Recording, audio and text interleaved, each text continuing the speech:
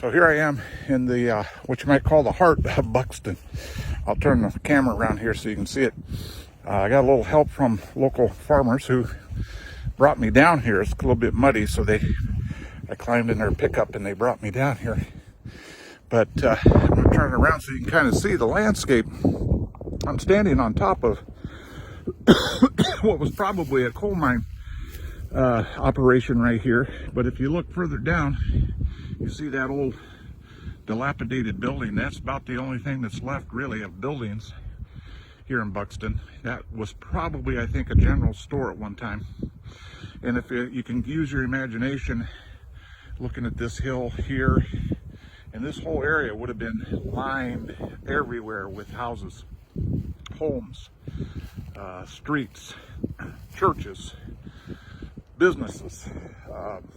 There was a YMCA here.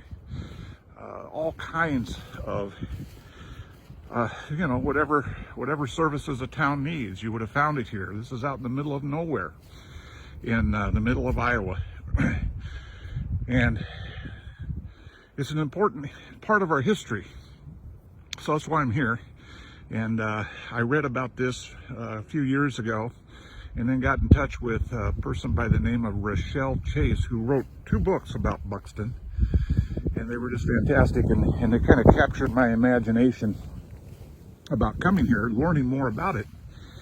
Because the remarkable thing about this place is that it was about 55% black and 45% white, and it was around 1900 to about 1920s, at the height of the Jim Crow era in the United States. And yet, this town was completely integrated. There was no segregation. There was no discrimination. Neighbors were black and white. There goes the farmer's dog down there, by the way. You had doctors that were black. They treated white patients and vice versa.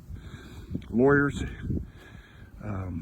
It was an incredible community of 5,000 people that somehow figured out that it's better to seek racial harmony and peace than hatred and violence and cruelty, because that's what Jim Crow era was about. So while other parts of the country were awash in lynchings and race riots and horrible violence against black people, all over the South, but also in the North, not just the South, a place here called Buxton was kind of an island of, or an oasis, I guess, of racial harmony and peace.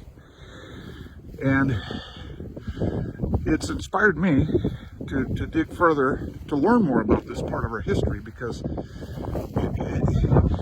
there's a lot of bad things that happen in our history, particularly with relation to black Americans. And yet this is a story of how it can work, how it can actually be something that is a role model in some ways for where we are today. So Buxton, Iowa, if you have not heard about it, you want to look it up. Now, we're going to actually have Rochelle Chase come to Washington, Iowa this summer. She lives in Ottumwa. This town, by the way, is in between Albia, Iowa, and Oskaloosa. Kind of out in the middle of nowhere now. There's really nothing here except a few farms. And she's going to come and do a book talk on her books about Buxton during our Juneteenth celebration. So I didn't want to wait to come out here until, or have that happen without coming out here first and learning more about it myself. So that's what I'm doing out here today. Buxton is a story that needs to be heard and told.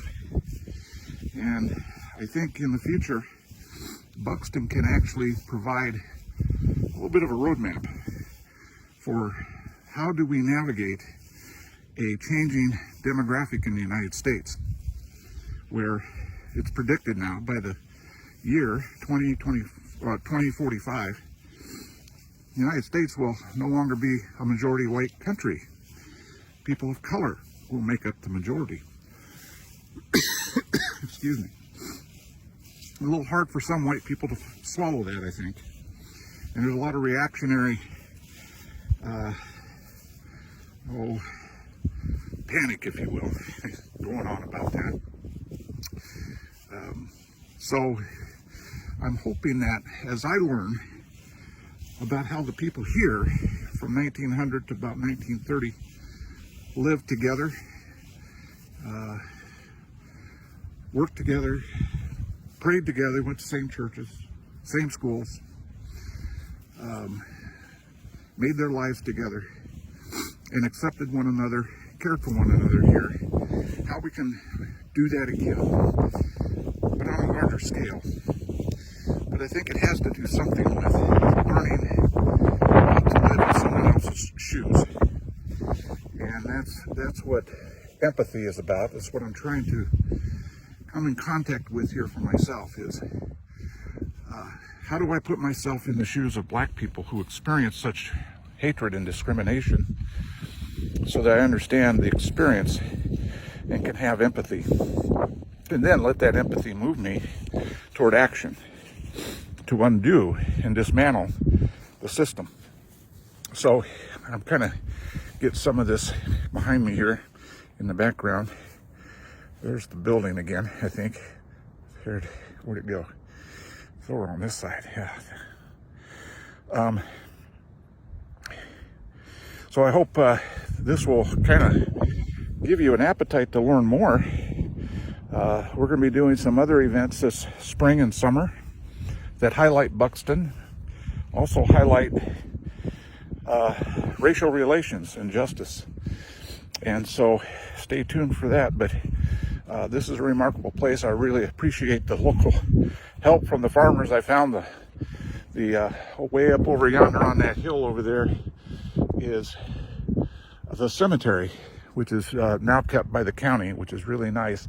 But you would never know it's there. There's no sign for it. And, it's way down past the cornfield.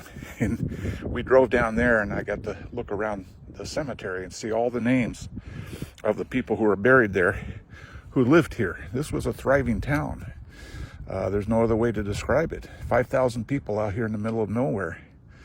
And of course, when the coal minings, when the coal mines ran dry, then it all folded up and the town disappeared. And this is about all that's left. So, all for now, more to come.